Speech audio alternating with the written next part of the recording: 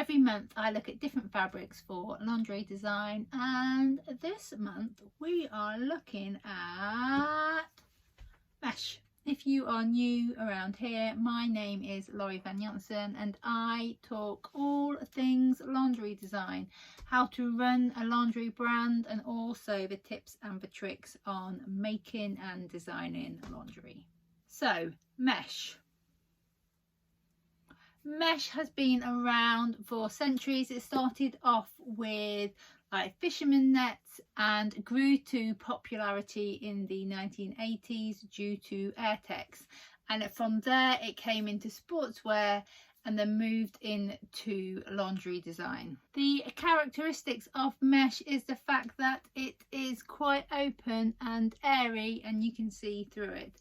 It has many holes running throughout and you can get meshes in light, regular or a heavyweight. The heavyweights are often known as a power net, and this is usually used for the wings of bras or in shapewear.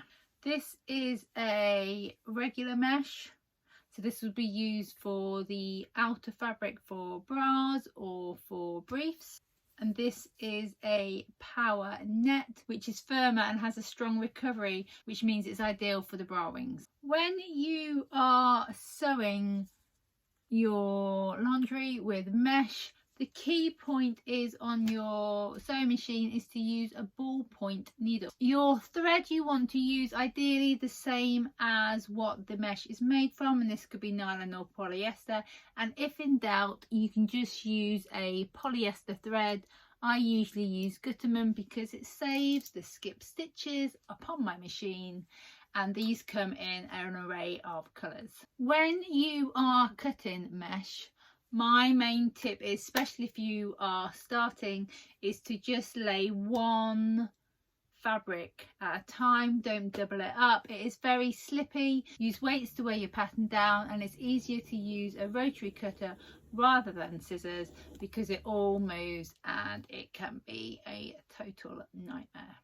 If you are new to sewing, you have probably been pinning your garments as you sew, which is great on non-stretch fabrics. Do not torture yourself. Due to the fact that mesh is holey, your pins will fall out, they'll get lost, they'll get twisted, bits won't stay pinned together, and you will torture yourself trying to keep it all together.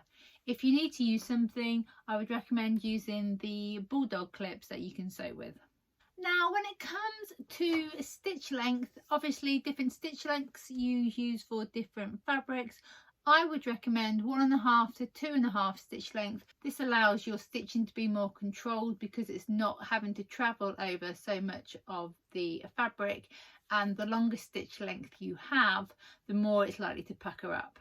When it comes to sewing, don't put your foot down. Slow and steady is what you need to do to sew the mesh, especially if you are a beginner, and this will just allow you to have all the control when you sew. So when you are attaching elastics, here's one I made earlier, you need to ensure that when you pull the elastic to sew the mesh, you're not also pulling the mesh. It's so easy to do because the mesh is so stretchy, but if you do this, what will happen is your end result will be a wavy elastic on the mesh and nothing will be gathered in. You are aiming for a slight gather on your elastics, and depending whether you're using a knitted elastic or a brushed back elastic, it will depend how gathered the end result will be.